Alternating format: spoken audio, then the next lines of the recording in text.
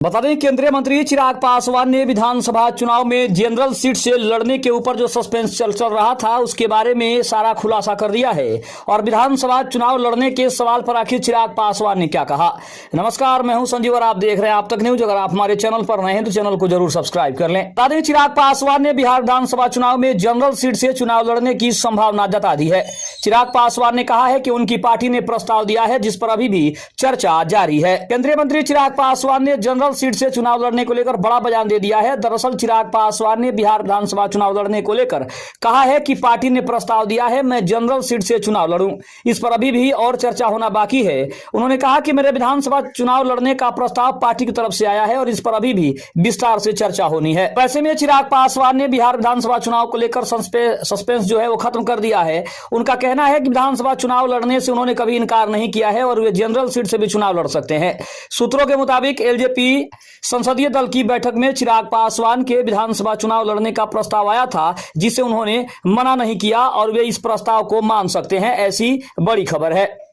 केंद्रीय मंत्री और लोक जनशक्ति पार्टी रामविलास के राष्ट्रीय अध्यक्ष चिराग पासवान के चुनाव लड़ने की खबर ने बिहार की राजनीति में हलचल मचा दी है।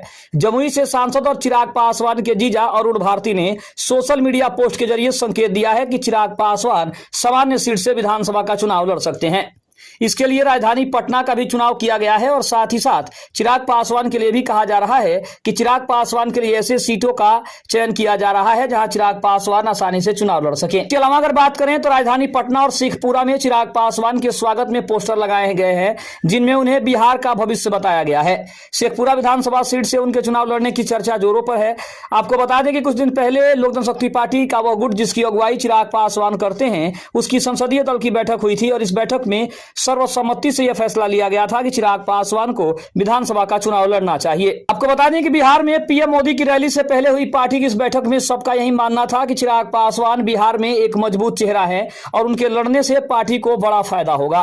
दरअसल चिराग पासवान की अगुवाई में उनकी पार्टी ने बिहारी फर्स्ट का नारा दिया है और इसको बिहार के 13 करोड़ लोगों के स्वाभिमान से जोड़ा है। और अब चिराग पासवान के विधानसभा चुनाव में उतारे जाने के इस प्रस्ताव के बाद पार्टी ने यह साफ कर दिया है कि एनडीए में चिराग की मौजूदगी उतनी ही मजबूत रहेगी जितनी अन्य दलों की है। इसका मतलब स्पष्ट है कि चिराग पासवान ने अब यह भी कह दिया है कि वो जनरल कोटे से भी लड़ सकते हैं, जनरल सीट से भी चुनाव लड़ सकते हैं, क्योंकि उन्हें जनरल सीट से लड़ने में कोई आपत्ति नहीं है और उनका मानना है कि उनकी पार्टी और उनके पार्टी के लोग अगर ये चाहते हैं कि चिराग पासवान किसी जनरल सीट से लड़ें तो वो इस काम के लिए भी तैयार है, क्योंकि उनका मानना है कि वो किसी एक दल और किसी एक जाति के नेता नहीं है बल्कि वो पूरे बिहार के नेता हैं और पूरे बिहार की जनता की जो समस्या है वो उनकी समस्या है। इसीलिए चिराग पासवान ने इस पर हामी भरते हुए कहा है कि वो जनरल सीट से भी चुनाव लड़ने को पूरी तरीके से तैयार है। खबर आपको कैसी लगी कमेंट में जरूर बताइएगा। तब तक के लिए धन्यवाद। जय हिंद, जय भारत।